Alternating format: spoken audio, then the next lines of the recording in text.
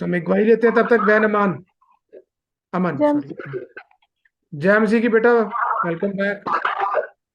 Thank you pastor ji, ठीक हो ਤੁਸੀਂ? प्रभु का बहुत धन्यवाद है बेटा। ਪਾਸਟਰ ਜੀ ਮੈਨੂੰ ਵੈਸੇ ਮੈਂ ਕਿੰਨੇ ਦਿਨ ਤੋਂ ਟਰਾਈ ਕਰ ਰਹੀ ਹਾਂ, ਪਰ ਇੱਥੇ ਥੋੜੀ ਦਿੱਕਤ ਆਉਂਦੀ ਆ ਫੋਨ ਦੀ, ਇਸ ਲਈ ਮੈਂ ਕੱਲ ਵੀਰਪਾਲ ਸਿਸਟਰ ਨੂੰ ਬੋਲਿਆ ਸੀ, ਮੈਂ ਕਿਹਾ ਪਾਸਟਰ ਜੀ ਨੂੰ ਬੋਲ ਦਿਓ।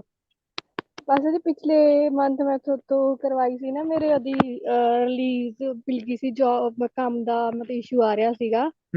बिल्कुल। ਵੈਸੇ ਤਾਂ ਜਦ 10 ਦਿਨ ਨਿਕਲ ਗਏ ਸੀ, ਮੈਂ ਉਸ ਤੋਂ ਬਾਅਦ ਤੁਹਾਡੇ ਤੋਂ ਗਵਾਈ, ਜਦੋਂ ਮੈਨੂੰ ਬਹੁਤ ਜ਼ਿਆਦਾ ਟੈਨਸ਼ਨ ਹੋਣ ਲੱਗੀ ਕਿਉਂਕਿ 10 ਦਿਨ ਮੈਂ ਏਜੰਟ ਕੋਲ ਬੈਠੀ ਰਹੀ ਤੇ ਕੁਝ ਵੀ ਨਹੀਂ ਹੋ ਰਿਹਾ ਸੀਗਾ। ਫਿਰ ਜਿਸ ਦਿਨ ਸਾਰੇ ਕਹਿਣ ਲੱਗੇ, ਮੈਂ ਆਪਣੇ ਓਰੀਜਨਲ ਪਾਸਪੋਰਟ ਮਤਲਬ ਪੇਪਰ ਵੀ ਉਹਨਾਂ ਨੂੰ ਦੇ ਕੇ ਬੈਠੀ ਸੀਗੀ ਤੇ ਉਹਨਾਂ ਨੂੰ ਰੋਜ਼ ਬੋਲ ਜਾ ਕੇ ਬਾਪਸ ਕਰ ਦੋ, ਤੇ ਉਹ ਦੇ ਵੀ ਨਹੀਂ ਰਹੇ ਸੀ। ਤੇ ਬਾਕੀ ਵੀ ਨਾਲ ਦੇ ਸਾਰੇ ਕਹਿ ਰਹੇ ਸੀ ਕਿ ਹੁਣ ਨਹੀਂ ਮਿਲਣੇ, ਤੈਨੂੰ ਇੱਥੇ ਹੀ ਬੈਠਣਾ ਪੈਣਾ ਵਾ, ਕਿ ਤੈਨੂੰ ਜਦ ਤੱਕ ਨਹੀਂ ਹੁੰਦਾ ਇਹਨਾਂ ਨੂੰ ਦੇਣੇ ਨਹੀਂ ਹੈਗੇ। ਤੇ ਫਿਰ ਮੈਂ ਤੋਂ ਕਰਵਾਈ, ਪ੍ਰੇਅਰ ਕਰਵਾਈ ਸੀ। ਉਸ ਤੋਂ ਬਾਅਦ ਸੈਕਿੰਡ ਡੇ ਹੀ ਮਤਲਬ ਏਦਾਂ ਹੋਇਆ ਕਿ ਦੂਸਰੇ ਦਿਨ ਹੀ ਮੈਨੂੰ ਕੋਈ ਉੱਥੇ ਹੀ ਇੱਕ ਇੰਡੀਆ ਦਾ ਇੱਕ ਬੰਦਾ ਆਇਆ ਸੀ, ਉਹ ਉੱਥੇ ਆਂਦਾ ਸੀਗਾ। ਮੈਂ ਉਹਨੂੰ ਬੋਲਿਆ ਕਿ ਮੈਨੂੰ ਆਪਣੇ ਡਾਕੂਮੈਂਟ ਚਾਹੀਦੇ ਆ। ਉਹਨਾਂ ਤੋਂ ਪਹਿਲਾਂ ਮੈਂ ਥੋੜੇ ਟਾਈਮ ਪਹਿਲਾਂ ਹੀ ਬੋਲ ਕੇ ਆਈ ਸੀ, ਉਹਨਾਂ ਨੇ ਮਨਾ ਕਰਤਾ। ਤੇ ਜਦੋਂ ਉਹ ਆਇਆ, ਉਹਨੇ ਮੈਨੂੰ ਆਪਣੇ ਆਪ ਨਿਕਾਲ ਕੇ ਦਿੱਤੇ। ਅੱਧੇ ਘੰਟੇ ਦੇ ਬਾਅਦ ਮੈਨੂੰ ਕਹਿੰਦਾ ਤੂੰ ਚਲੇ ਜਾ। ਤੇ ਉਸੇ ਦਿਨ ਕੀ ਕਹਿੰਦੇ ਨੇ, ਮੈਂ ਦੂਸਰੇ EMPLOYER ਕੋਲੇ ਇੱਥੇ ਪਹੁੰਚ ਗਈ। ਤੇ ਇਹਦੇ ਲਈ ਮੈਂ ਨਾ आमीन। ਪ੍ਰਭु ਦਾ ਧੰਨਵਾਦ ਕਰਦੀ ਹਾਂ, ਔਰ ਤੁਹਾਡਾ ਵੀ।